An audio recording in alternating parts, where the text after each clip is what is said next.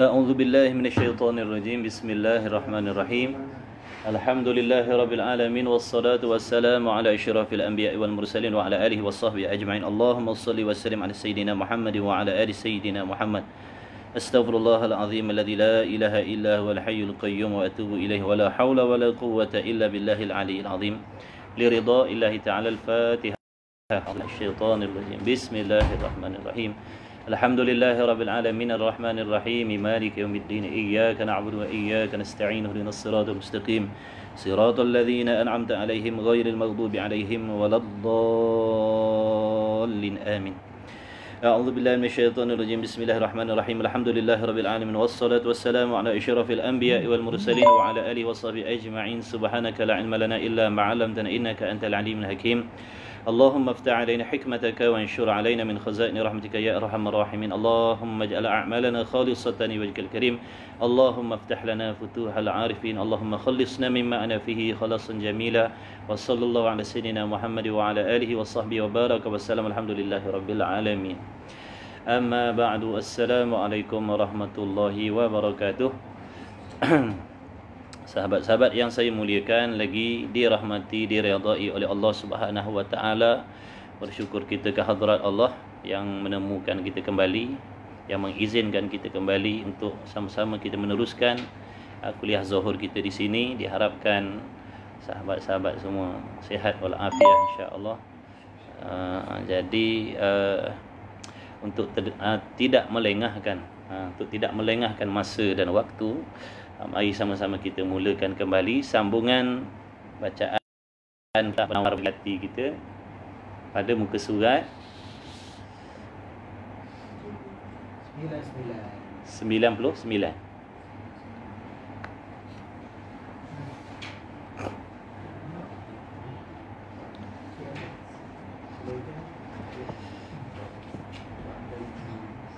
Dan bermula tu. Gitu. Bismillahirrahmanirrahim. Qala Syekhul Musannif rahimahullahu taala wa nafa'ana bi'ulumi fid darain. Amin. Kata musannif hadis sebelum tu, dan bersabda Nabi sallallahu alaihi wasallam, dabba ilaikum da'ul umami qablakum al-hasadu wal baghdha'u al-haditha. Erti hadis tadi tu berjalan, yakni berjalan dengan makna melarat, berjangkit kepada kamu penyakit segala umat yang dahulu daripada kamu. Apakah penyakit yang dimaksudkan oleh Sayyidina Muhammad sallallahu alaihi wasallam, yang mana penyakit itu ada pada umat yang terdahulu dan sekarang berjangkit pada umatnya Nabi Muhammad sallallahu alaihi wasallam, iaitu penyakit dengki dan sangat benci. Dikehendaki dengan berjalan di sini pada hadis tadi, berjalan kepada kamu katanya. Apa maksud berjalan kepada kamu penyakit? Dikehendaki dengan berjalan di sini, yakni melarat dan berjangkit. Berjangkit. Jadi penyakit ni lebih berbahaya lagi daripada COVID-19 lagi. Penyakit ni lebih berbahaya lagi daripada COVID-19. Jadi kalau orang yang dijangkiti COVID-19 ni tidak dibenci oleh Allah, kalau betul-betul keadaan dia redha, sabar menghadapi musibah daripada Allah, boleh menaikkan pangkat darjatnya di sisi Allah Ta'ala, menambahkan lagi kasih sayang Allah pada dia.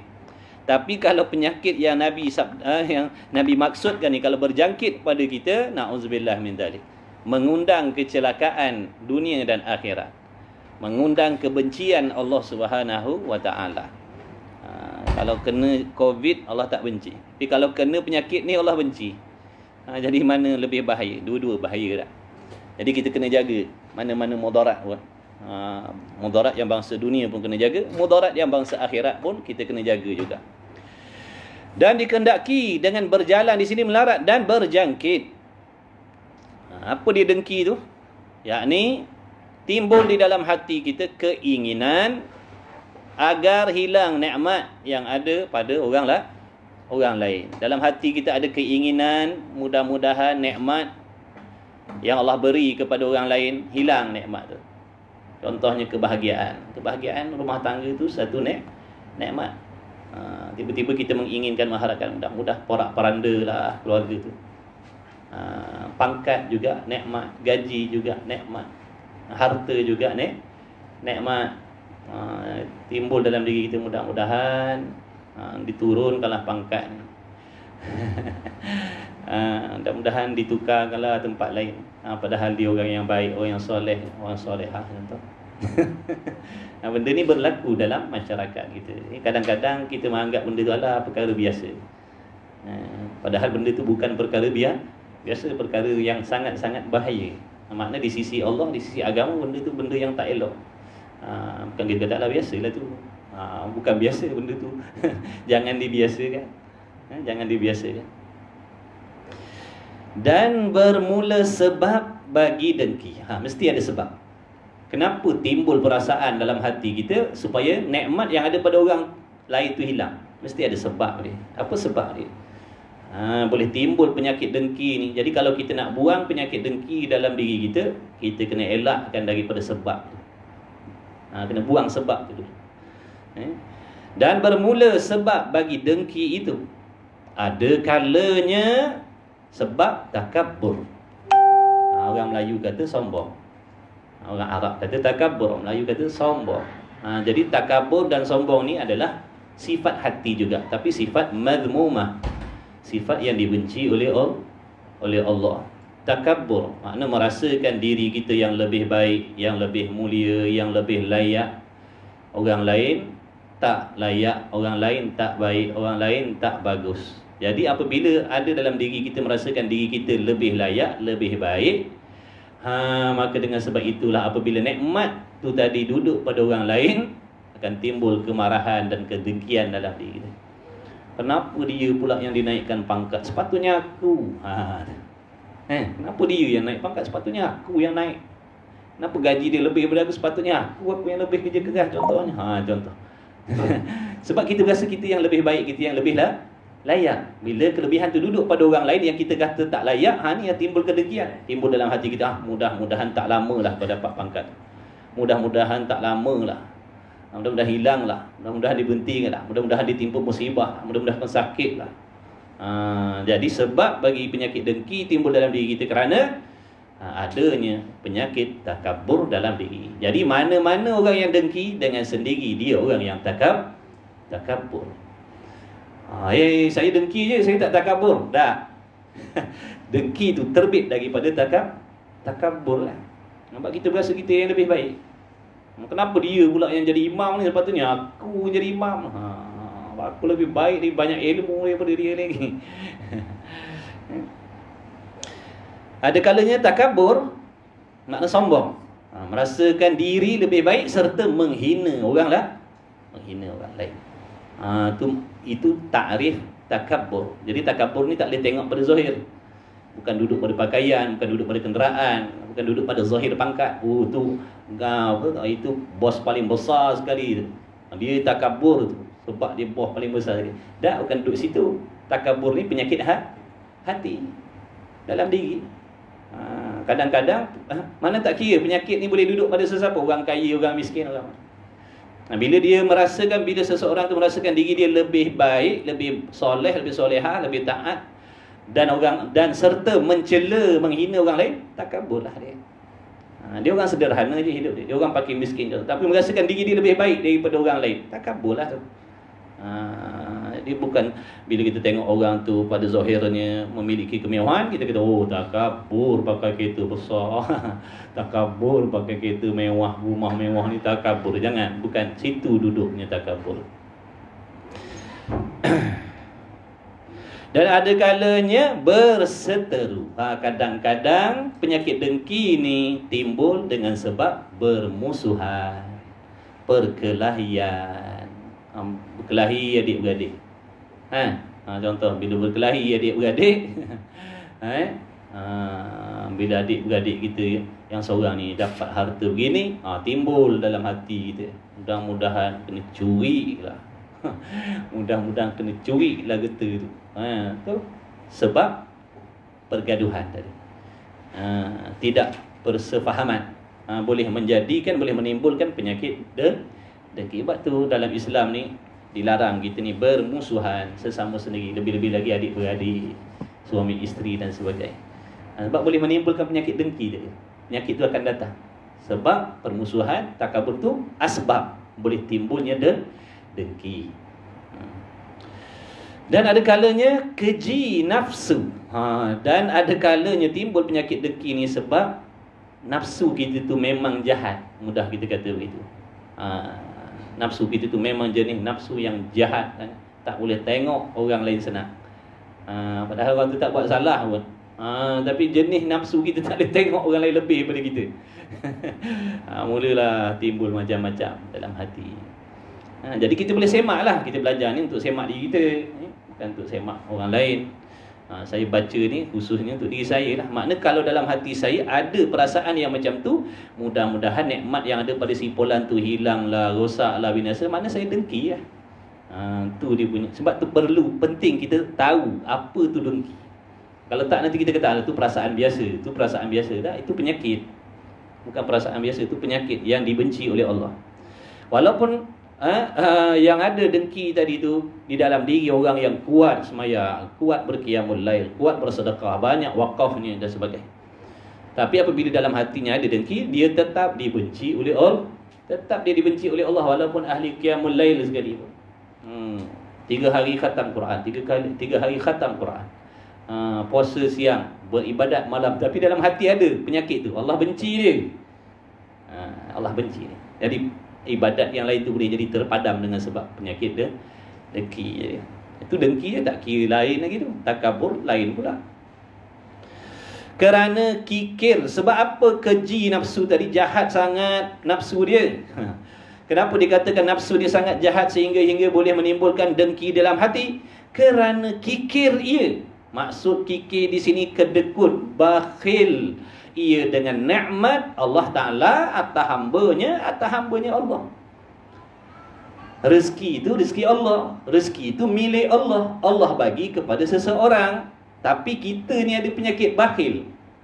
Kita jadi kedekut pula. Padahal yang Allah bagi itu bukan harta kita, bukan nikmat kita. Makna nikmat Allah, Allah nak bagi pada siapa-siapa itu hak Allah. Tapi oleh kerana jahatnya nafsu kita ni, kita merasakan apa yang Allah Ta'ala bagi pada nikmat yang Allah Ta'ala bagi pada orang lain tu adalah kita punya. Maknanya seolah-olah Allah ambil daripada kita, Allah bagi pada orang. Kita jadi kedekut pula lah. Ibaratnya kalau ada orang datang ni, kita tengah duduk-duduk ni, tiba ada seorang datang bagi hadiah kat kita, seorang 3,000 contoh. Ambil seorang 3,000. Saya jadi sakit hati pula dah. Kenapa bagi orang? Padahal duit dia bukan duit saya. Tu kata jahat perangai. Jahat perangai, keji nafsu. Kerana kikir ia dengan nikmat Allah Ta'ala atas hambanya dengan ketiadaan tujuan yang baik. Dan tiada haram oleh ghibtah. Jadi dalam Islam ada yang namanya ghibtah. Jadi ghibtah ni tidak haram. Apa dia ghibtah ni? Dan iaitu ghibtah, bahawa engkau mencita-cita akan nikmat yang seperti nikmat orang lain. Maknanya kita tengok orang tu ada nikmat, ada kemewahan, kita pun nak mewah juga macam dia. Orang tu ada rumah besar, kita nak rumah besar macam dia juga. Orang tu ada kereta mewah, kita nak kereta mewah juga. Itu ghibtah namanya. Tak apa, tak ada masalah. Dengan ketiadaan hilang nikmat itu daripadanya. Tapi dengan syarat, kalau orang tu kaya, makna aku nak kaya juga. Kalau orang tu naik pangkat, aku nak naik pangkat juga macam orang tu. Kalau setakat tu namanya ghibtah, tak apa. Harus hukumnya, tidak berdosa. Yang tak bolehnya, aku nak pangkat macam dia juga. Yang dia tu turunlah pangkat. Aku nak mewah macam dia juga. Yang dia tu jadikan pakai miskin. Itu tak boleh. Itu namanya dengki. Tapi kalau sama-sama nak, macam mana yang dia nak tu, ya Allah, kau rezekikanlah aku rezeki seperti mana yang kau bagi pada si Polan tu. Mana aku nak juga macam tu, ya Allah. Itu tak apa, tak ada masalah. Dan harus bahawa engkau kasih akan hilang. Tengok harus, bukan sunat, harus sahaja. Dan harus bahawa engkau kasih, maksud engkau suka hilang nikmat daripada mereka yang minta tolong ia mereka atas mengerjakan maksiat dengan nikmat itu. Ni lain pula. Dia macam dengki tapi tidak berdosa. Contoh, saya ada nikmat kenderaan. Tiba-tiba saya menggunakan kenderaan tadi kepada perkara mungkar, kepada perkara maksiat. Lalu timbullah di dalam hati tuan-tuan perempuan ni perasaan mudah-mudahan rosaklah kenderaan dia. Mudah-mudahan hilanglah kenderaan tu. Kenapa timbul perasaan yang macam tu, keinginan yang macam tu dalam hati tuan-tuan? Kerana tuan-tuan tidak suka, tidak redha saya menyalahgunakan nikmat tu kepada perkara mungkar. Bukan tuan-tuan benci atas kenderaan tu, tak. Tuan-tuan tak suka atas penyalahgunaan tu. Adakah tuan-tuan berdosa kalau timbul macam tu? Tidak berdosa. Contoh lain, orang ni ada pangkat, ada jawatan. Tiba-tiba dia menggunakan pangkat dan jawatan ni menzolimi orang lain, membuat benda mungkar. Menggunakan pangkat dia untuk membuat benda mungkar. Lalu timbul dalam hati kita keinginan, mudah-mudahan makna dicabutlah pangkat pada si fulan. Adakah hukumnya berdosa? Adakah namanya dengki yang haram? Jawabnya tidak. Hukumnya harus. Kenapa? Kerana kita tidak suka, tidak redha penyalahgunaan tu tadi tu. Kerana dia menggunakan pangkat dia untuk buat maksiat. Jadi seandainya orang yang berpangkat berjawatan tadi bertaubat kepada Allah, dia tak buat dah benda-benda penyalahgunaan kuasa tu, lalu hilang serta-merta dah perasaan macam tu dalam hati kita. Dia dah taubat dah, dia dah tak buat dah. Maknanya hilang dah. Dalam hati kita pun tak ada dah keinginan tu. Sebab apa yang kita benci tadi tu, maksiat tu dah tak. Tapi kalau orang tu dah kembali, dah bertaubat, maknanya dah mula buat benda baik, tak salah guna kuasa lagi dah, tak salah guna jawatan dah, tapi masih lagi dalam hati kita mudah-mudahan turunlah pangkat, mudah-mudahan. Maksudnya itu namanya dengki yang haram. Itu menunjukkan busuk hati kita dengan jawatan tadi tu. Bukan yang kita benci tu perkara maksiat, tapi kita tak suka pangkat tu ada pada seseorang.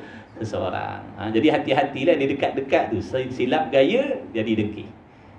Silap gaya jadi dengki. Orang tu dah baik dah, waktu dah taubat, tapi masih lagi hati kita sakit. Tu makna penyakit hati kita. Tu. Jadi hukumnya harus. Tak dosa. Tak dosa. Jadi kita tanya dulu, apa pasal yang kau nak sangat orang ni ditukarkan jawatan ni? Tanya dulu. Apa sebab? Kalau dia kata aku memang tak suka dia dapat jawatan tu, tu dengki. Tapi kalau dia kata aku tak suka sebab dia salah guna kuasa dia, duk tipu orang dan macam-macam, duk tindah orang contohnya tu. Kalau sebab tu aku tak suka, mudah-mudahan tukarlah orang lain. Tiba-tiba dia bertaubat, kita pun dah tak adalah perasaan dia. Tu namanya harus hukum dia. Tidak berdosa. Kerana bahawasanya engkau sebenarnya bukan kasih akan hilang nikmat, bahkan engkau kasih akan hilang maksiat. Yang kau kasih, yang kau suka sebenarnya suka untuk hilang maksiat tu, bukan suka supaya hilang nikmat tu. Bukan suka hilangkan pangkat tu, suka hilang maksiat dengan pangkat yang ada pada seseorang tu. Bermula alamatnya, makna petandanya, petanda yang mana seseorang itu benci akan maksiat, bukan benci atas nikmat. Petanda dia bahawasanya jika meninggalkan ia seseorang yang ada nikmat tadi, contohnya jawatan tadi, jika ia meninggalkan akan maksiat, makna dia tak salah guna dah jawatan dia dah buat benda baik dah, nescaya tiada kasih engkau akan hilang nikmat padanya. Dengan sendiri perasaan kasih hilang nikmat tadi dah tak ada dah. Sebab orang tu dah berhenti daripada buat maksiat. Itu dengki yang diharuskan. Jadi dalam Islam ni boleh berdengki. Kalau kena caranya harus. Salah cara haram. Sama macam mengumpat lah. Salah gaya, mengumpat haram. Kalau betul gaya, hukumnya harus mengumpat. Jangan, bukan semua mengumpat berdosa, semua dengki dosa. Dah, dia ada bahagian. Dia ada bahagian. Sebab itulah kita kena ambil tahu, supaya tidak jadi fitnah atas diri kita sendiri. Bila kita tak tahu, kadang-kadang benda tu dibenarkan dalam agama, tapi oleh kerana kita jahil, kita kata benda tu salah juga. Padahal dalam agama ada jalan dibenarkan. Contoh macam tadi tu lah, dengki dengan sebab tak suka maksiat. Jadi dalam Islam dibenarkan. Tapi bagi orang yang tak tahu, kenapa nak dengki, kenapa nak dengki? Orang yang tak tahu. Tapi orang yang tahu, tak ada masalah. Hukumnya harus. Dan ketahui olehmu bahawasanya penyakit hati, seperti dengki, tiada ubatnya. Tak ada ubat penyakit dengki ni, melainkan baru ada ubat. Bila sebut melainkan, baru ada ubat. Tadi dia kata penyakit dengki ni tak ada ubat, melainkan, mana kecuali, baru ada ubatnya. Dengan dicampur ilmu dengan amal.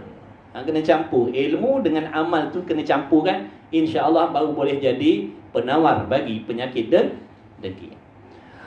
Jadi faham di sini, kalau tak ada ilmu, bila dah tak ada ilmu lagi dah tak ada amal. Sebab amal tu lahir daripada ilmu.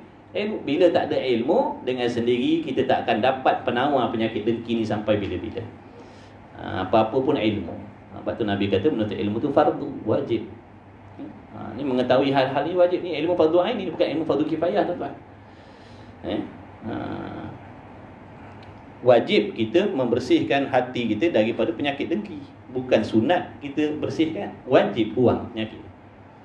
Kalau kata sunat, makna tak buang pun penyakit dengki tak apa. Dah wajib buang. Kalau tak buang penyakit ni dosa. Dan ketahui oleh bahawasanya penyakit itu tadi, penyakit dengki tadi tu, bahawasanya penyakit hati seperti dengki, tiada ubatnya melainkan dengan dicampur ilmu dengan amal. Seperti bandingannya, seperti ma'jun. Ma'jun kuat salasa. Ma'jun ni ma'jun ni makna herba-herba dicampur, lumat-lumat pun jadi ma'jun. Maksudnya nak kena lumat ilmu dengan amal tu, nak lumatkan betul-betul, baru boleh jadi penawar bagi penyakit dengki.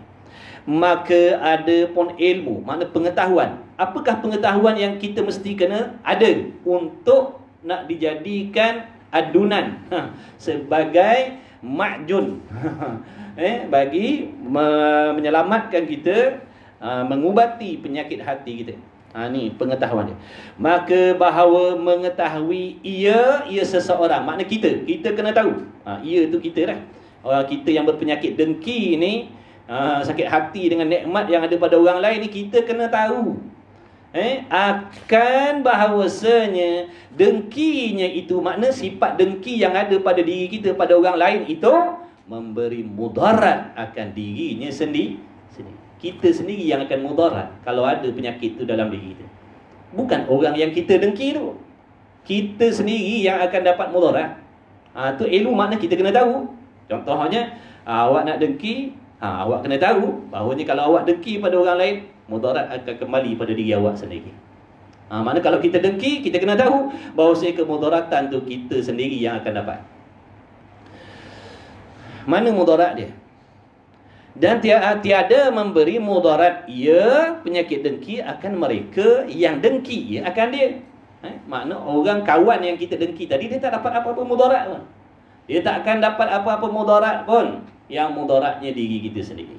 Inilah satu kerugian bagi orang yang berpenyakit dengki. Bahkan tetapi memberi manfaat akan dia. Bukan orang yang kita dengki itu dapat mudarat, bahkan menambahkan manfaat bagi diri dia. Bila kita dengki dengan orang tu, bila kita dengki dengan si A tu akan bertambah-tambah manfaat. Bahkan kita pula yang akan dapat mudarat. Adapun bahawasanya dengki itu memberi mudarat akan orang yang dengki. Kalau kita dengki, mudarat tu kembali kepada diri kita sendiri. Apa maksudnya? Bagaimana? Apa yang dimaksudkan kalau kita berdengki dengan orang lain, mudarat atas diri kita? Mudarat yang macam mana? Maka kerana membatalkan ia penyakit dengki tadi akan pahala kebajikannya. Maknanya kalau kita kerja dah banyak gaji, hilang gaji macam tu. Ada ke orang kerja je? kerja. Tiba bila dapat gaji dia buang dalam tong sampah duit ni. Mana ada orang buat kerja lagi tu? Baik tak ya kerja awal, baik duduk rumah tidur. Makna tak cerdik lah. Dah kumpul penat-penat, kumpul banyak-banyak dengan sembahyangnya, puasanya, tutup auratnya, baca Qurannya, sedekahnya, taat suaminya, cari nafkah halal untuk anak isterinya, buat kebaikan pada orang lain. Makna banyaklah pahala. Ni kita bekerja ni ibadat, tuan-tuan dan puan. Pekerjaan yang halal ni adalah ibadah, pahala, tuan-tuan. Pergi balik kita tu perjalanan tu fi sabilillah. Perjalanan kita pergi datang pekerjaan, pergi bekerja tu fi sabilillah, masuk dalam fi sabilillah. Cari rezeki yang halal untuk diberi kepada anak isteri kita. Ibadat. Jadi banyak pahala. Tiba-tiba dengan sebab penyakit dengki ni habis semua pahala tadi. Betapa ruginya. Setelah berpenat-penat beribadat, tapi pahalanya dihapuskan, membatalkan akan pahala kebajikannya. Seperti yang tersebut pada hadis yang pertama dulu, Nabi kata penyakit dengki itu menghapuskan pahala ibadat, seperti api memakan kayu kering. Bandingannya Nabi nak suruh kita lebih faham. Tengoklah kayu yang kering apabila dimakan oleh api, apa yang tinggal? Makna tinggal debu je lah. Begitulah nasib pahala ibadat yang kita dah buat.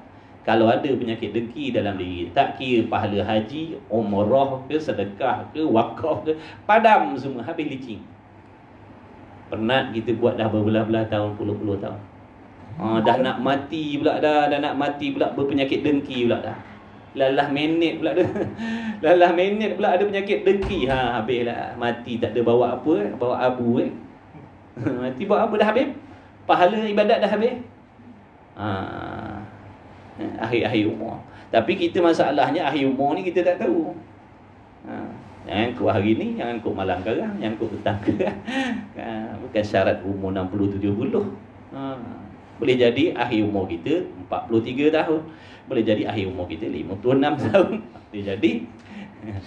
Jadi kita kena selalu ingat, kalau aku dengki, katakanlah aku sedang-sedang aku dengki ni, mati pula aku serta merta. Habis apa yang kita nak bawa? Tak bawa apa lah? Bawa dosa ya. Tambahan lagi menyebabkan oleh dengki itu akan murka Allah Ta'ala. Bukan sahaja pahala kita hilang. Ini yang dimaksudkan mudarat yang kita dapat. Kalau kita dengki, ini mudarat yang kita dapat. Yang pertama, pahala amal kebajikan kita dihapuskan oleh Allah. Yang keduanya, kita mendapat kebencian daripada Allah, kemurkaan daripada Allah Ta'ala akan orang yang dengki itu. Kalau orang benci kita tak ada masalah. Kalau kawan-kawan benci dengan kita tak ada masalah. Kalau suami benci dengan kita tak ada masalah. Kalau isteri benci dengan kita, maknanya pendek katanya, kalau manusia lah sesama kita ni berdengki dengan kita, murka dengan kita, marah dengan kita, tak ada masalah. Tapi kalau Allah yang benci kita, Allah yang murka kita, maknanya musibah besar lah yang kita akan dapat. Bila Allah dah murka kita, Allah dah benci kita, Allah dah jauhkan kita daripada rahmat, habislah kita. Siapa lagi harapan kita? Siapa lagi harapan kita yang nak menolong kita dunia dan akhirat melainkan Allah. Lebih-lebih lagi akhirat besok, tak ada siapa dah yang boleh menolong kita melainkan Allah. Tu Rasul memberi syafaat kalau diizinkan oleh Allah. Tak semua orang dapat syafaat. Ada orang yang diharamkan diberi syafaat Rasulullah. Kita belum pasti, kita belum tahu. Tapi yang pasti menolong, membantu kita Allah. Tapi bila Allah dah benci, kita balik akhirat dalam keadaan Allah benci, beratlah kita. Kerana murka ia. Sebab apa Allah Ta'ala benci dengan orang dengki ni? Kerana murka ia akan qada Allah Ta'ala. Sebab orang yang dengki ni, dia benci dengan takdir Allah. Mana orang tu dapat pangkat, orang tu dapat nikmat, kebahagiaan dan sebagainya dengan takdir Allah. Allah yang mengaturkan. Itu aturan daripada Allah yang maha mengetahui. Tapi kita tak suka dengan apa yang Allah Ta'ala dah aturkan atas diri orang tu. Kita benci, kita marah. Seolah-olah kita marah Tuhan bagi nikmat pada orang tu. Dengan sebab itulah Allah benci kepada kita. Kerana murka ia akan qada Allah Ta'ala, dan kikir ia, makna bakhil ia dengan nikmat Allah Ta'ala. Padahal yang Allah bagi itu adalah nikmat daripada Allah. Bukan Allah Ta'ala ambil kebahagiaan kita pindah pada orang lain. Bukan Allah ambil pangkat kita bagi pada orang lain. Itu daripada Allah sendiri. Yang meluaskan ia Allah akan dia daripada perbendaharaannya, pemberiannya Allah atas hamba-Nya. Ikutlah. Yarzuqu man yasha. Allah Ta'ala tu maha memberi rezeki kepada siapa-siapa yang Allah kehendak. Bila Allah Ta'ala kehendak Allah nak bagi orang tu, dapatlah seperti mana yang Allah Ta'ala dah tetapkan sedia kala lagi, tak berlebih, tak berkurang. Kenapa pula kita nak sakit hati dengan apa yang Allah Ta'ala dah aturkan? Ini yang dikatakan keji nafsu tadi. Orang lain bersedekah, kita yang sakit hati. Orang tu sedekah dengan harta dia, bukan ambil harta kita dibagi kepada orang lain. Tapi oleh kerana jahat nafsu kita, kita jadi sakit hati tengok orang bersedekah. Tengok orang pergi sedekah sini, sedekah sana, sedekah sini, sedekah sana. Kita jadi sakit hati pula dah. Bukan dia ambil duit kita kan. Itu jahat perangai. Patut Alhamdulillah tengok. Ya Allah, kalau aku pun nak jadi macam ni. Orang kaya dah lah. Kaya, pemurah lah pula tu. Kalau boleh aku nak jadi macam ni jugalah. Ni dah tengok orang duk sedekah sini, tolong sini, tolong sana, kita jadi memerut hati kita. Sakit hati tengok. Sakit hati kita tengok orang bersedekah. Bahaya dah tu penyakit.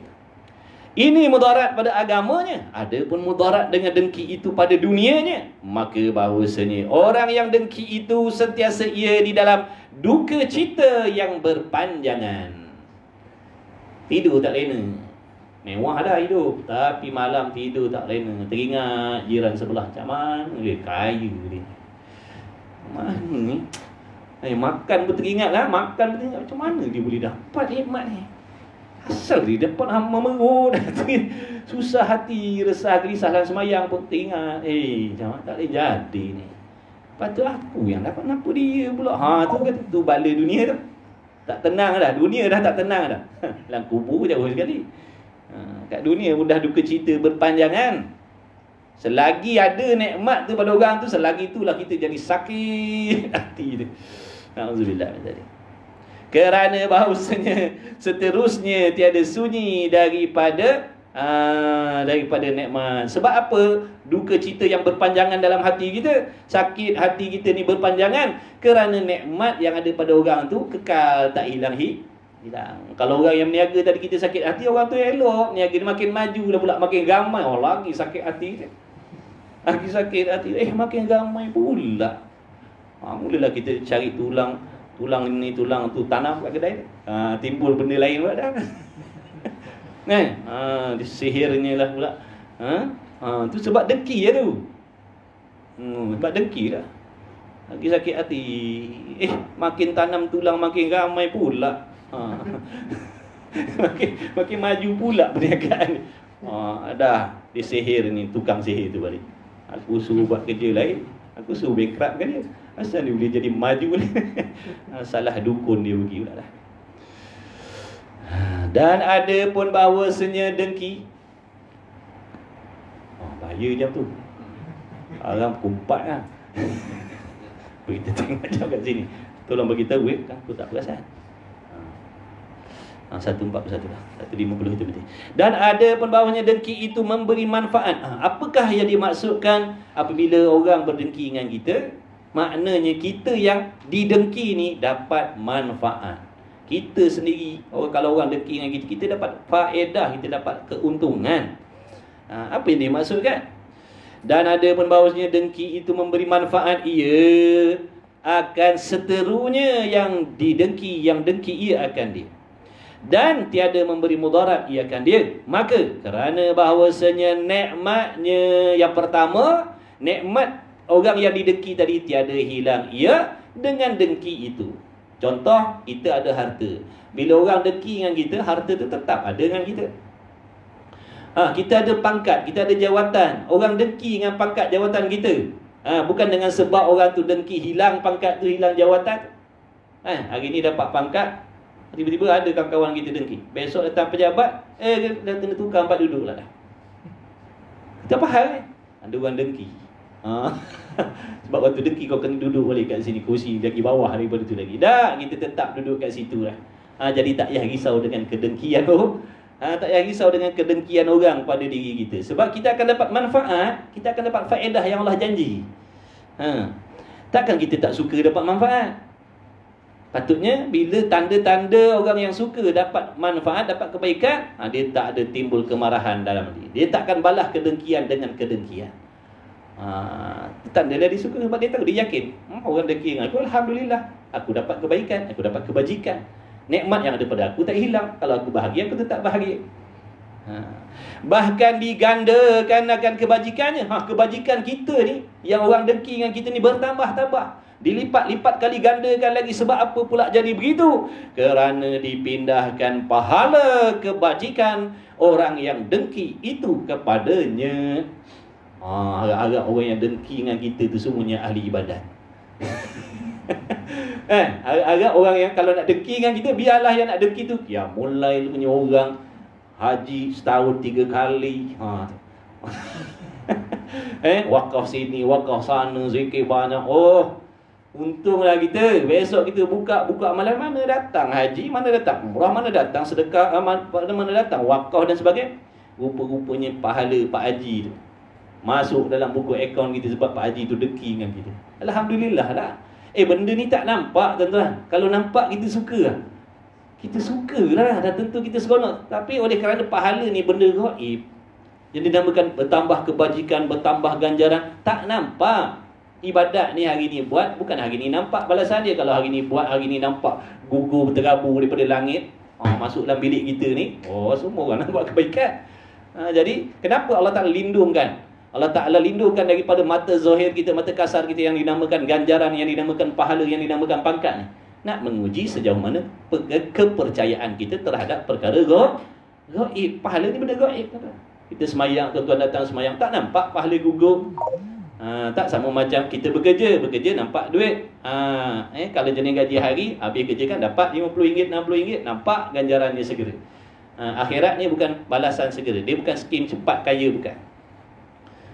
Dah lambat kayanya. Lambat, kena tunggu mati. Lepas tu nak dapat kaya tu pula, kena mati pula tu. Tak mati tak dapat. Tak mati tak dapat yang nama kebajikan tadi. Nak kena mati juga ke mana-mana pun kita ni. Lepas tu kita minta, ya Allah panjangkan umur kita. Lambatlah dapat kebajikan. Lama kan doa pendek umur. Kita orang macam kita ni kena minta doa panjang umur sebab nak baiki ibadah. Sebab tu jangan takut dengan kematian tu. Takut tak ada persiapan mati. Mati ke mana-mana pun.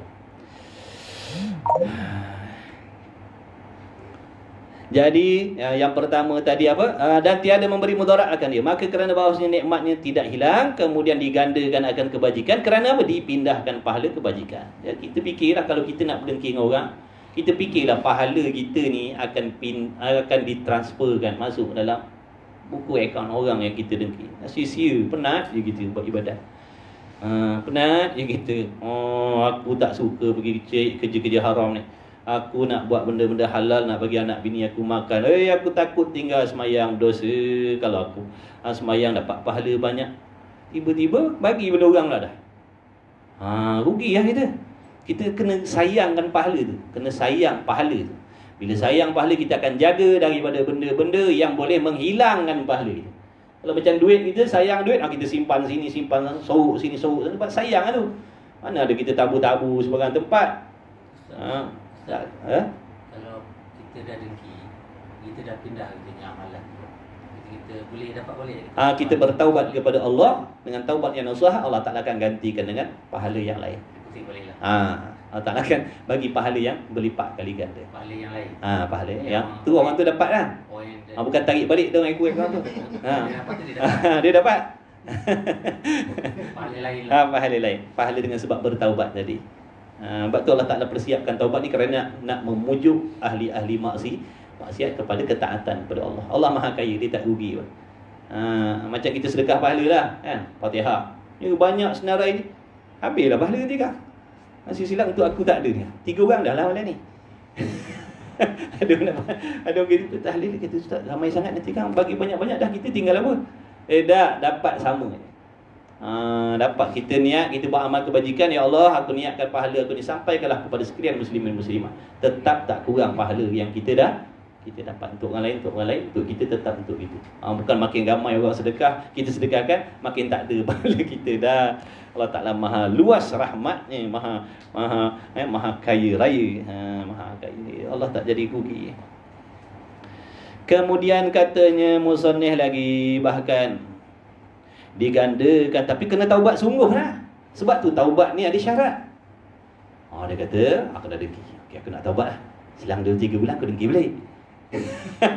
Selang 2-3 bulan aku dengki balik. Maknanya taubatnya tidak sah. Sebab tak cukup syarat. Tetap dia takkan dapat pahala. Sebab taubat ni tidak mengikut syarat. Sebab tu syarat taubat kena azam, kena janji, takkan ulang sampai bila-bila lagi dah. Kalau sekarang ni aku nak taubat lah dulu, selang 2, 3, 4 tahun nanti aku dengki lah balik. Tapi sekarang ni biar dia taubat dulu, astagfirullah. Tapi dalam hati ada gantung lagi tu. Dalam hati ada gantung, nanti rasa-rasa nak ulang balik. Bila-bila nanti rasa macam nak ulang balik. Tak cukup syarat taubat. Allah tahu hati kita. Tak boleh nipu lah. Tak boleh nak nipu. Hari ni taubat dapat balik. Dapat balik, nanti dengki balik. Dengki balik, taubat balik, dapat balik. Dah Allah tahu kita. Itu namanya mempermain-mainkan taubat. Ada pun orang yang bertaubat kemudian dijaga betul-betul. Sebab tu masuk dalam syarat taubat, syarat sah taubat, kita tidak mengulangi dosa tu dengan sengaja. Mana kalau datang bisikan suruh kita dengki, kita akan lawan. Kita tak nak dah. Bukan hari ni taubat, lepas tu besok dibisikkan dengki, kita terus dengki ikut. Maknanya dengan mudah-mudah kita ikutkan arahan tu. Itu maknanya tak cukup syarat. Kita kena usaha. Jangan ulang lagi sampai bila-bila.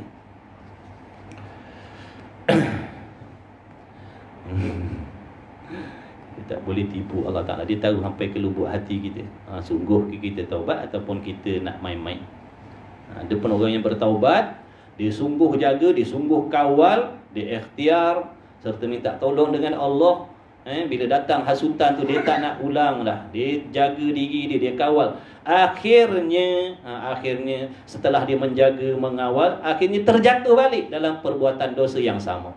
Bukan dengan suka hati dia, tapi selepas dia bertungkus lumus menjaga diri dia, itu maknanya tidak membatalkan taubat yang terdahulu. Makna taubat yang terdahulu tu tetap dah diterima oleh Allah. Adapun yang sengaja ulang, tu makna taubat dulu tak jadi. Maka kerana bahawasanya nikmatnya tiada hilang ia, bahkan digandakan agar kebajikan, kerana dipindahkan pahala kebajikan orang yang dengki itu kepadanya. Pendeknya, makna ringkasnya, orang yang dengki itu seperti mereka yang melempar, yang membaling seteru, yang membaling batu, yang membaling musuh dia dengan batu, maka tiada kena seterunya. Kita baling musuh kita dengan batu, musuh kita tak kena batu tu, dan kembali batu itu kepada matanya. Pelanting kena mata kita sendiri, maka membutakan ia akan dia. Makna mudarat yang kita baling tadi tu kembali kepada diri sendiri. Itulah dia maknanya kemudaratan yang diperolehi terhadap orang yang berpenyakit dengki, dan manfaat yang diterima yang dapat diperolehi oleh orang yang didengki. Maka jangan marah. Kita sepatutnya alhamdulillah. Bila orang dengki dengan kita, alhamdulillah ya Allah. Kerana apa? Kita dapat pahala dengan percuma dengan tak berpenat-penat nak beribadat, tapi dapat pahala ibadat yang banyak. Jadi bila orang dengki dengan kita, sebenarnya Allah Ta'ala nak bagi kita pahala yang lebih banyak. Bila kita fikir macam tu, insya-Allah hati kita boleh redha. Hati kita boleh redha dengan takdir Allah. Mana Allah tahu ada orang dengki dengan kita. Ada kita kena yakin, aku dapat pahala banyak, alhamdulillah. Mudah-mudahan orang yang berdengki dengan aku tu, mudah-mudahan jadi orang yang lebih baik daripada aku lagi. Jangan kita doakan musibah, doakan kebaikan. Mudah-mudahan dia jadi orang yang lebih baik. Bila dia jadi lebih baik, boleh jadi kita boleh tumpang faedah dia pula, manfaat dia pula. Jangan balas dengki dengan dengki. Wallahu subhanahu wa ta'ala a'lam wa ilmuhu wa atam. Jadilah insya-Allah tanda jadi kelah kita. Mudah-mudahan tanpa kita diizinkan oleh Allah Ta'ala bertemu lagi insya-Allah di minggu hadapan. Wabillahi taufiq wal hidayah. Assalamualaikum warahmatullahi wabarakatuh. Bismillahirrahmanirrahim. Alhamdulillah wassalatu wassalamu ala Rasulillah. Allahumma rabbana fa'na bima 'allamtana. Rabbana 'allimna alladhi yanfa'una. Rabbana faqih lana wa qurrabati lana fi dinina ma ahli qutri musa wa dzakar. Sallallahu ala sayyidina Muhammad wa ala alihi wa sahbihi wa baraka wa sallam. Alhamdulillahirabbil alamin. Taqabbalallahu minni wa minkum minna.